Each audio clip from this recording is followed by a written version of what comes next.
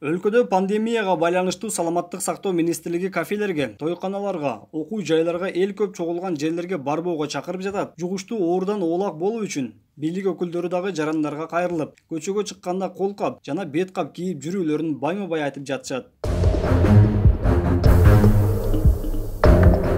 Мындан мурда Дастан Жумабеков бири-бириңерге жуктурсаңар бул биздин утушубуз деп айткан эле.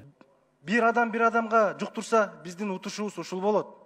Ошондуктан сиздерден суранам, келгиле.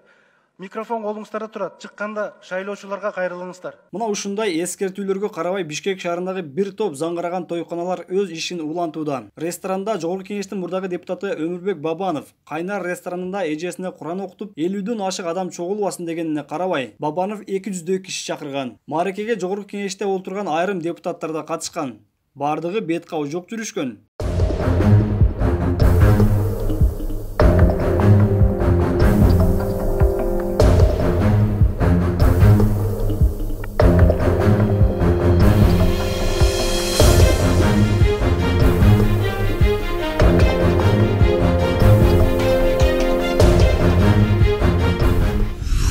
Белгилүү болгондой эле пандемия маселеси Жогорку Кеңеште бир канча ирет каралып келди. Анда бардык министрлер, депутаттар коомчулукка кайрылып, көчөгө көп чыкпай, эл көп чогулган жерге барбай тургула, көчөгө чыкканда кол кап, бет кап кийип чыккыла деп айтып келишти эле. Мааракеге катышкан депутаттар Алык Карашев, Руслан Казакбаев, Мирлан Жээнчороевди көрүүгө болот. Макул, барса да, барбаса да өз эрки дейличи. Бирок мыйзам чыгаруучу катары кесиптеши Бабановго бир кайрылып пандемия учурунда көп эл чакырбайт деп айтып коюшса болот беле. Барган депутаттарда бет каптагы, кол каптагы ал тургай талаптардын бири дагы аткарылган эмес.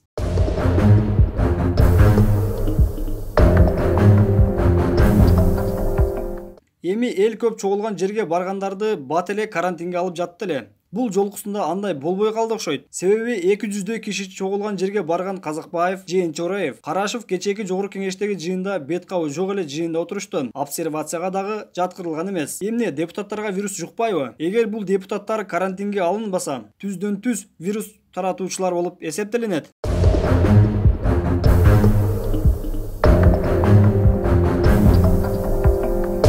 Күндөн күнгө вирус жуктургандар көбөйүп жатат деп Бишкек шаарынын мэриясынын кызматкерлери коомдук транспортто бет кабы жок жүргөн жарандарды автобус, троллейбустардан түшүрүп жатканын кандай түшүнсөк болот?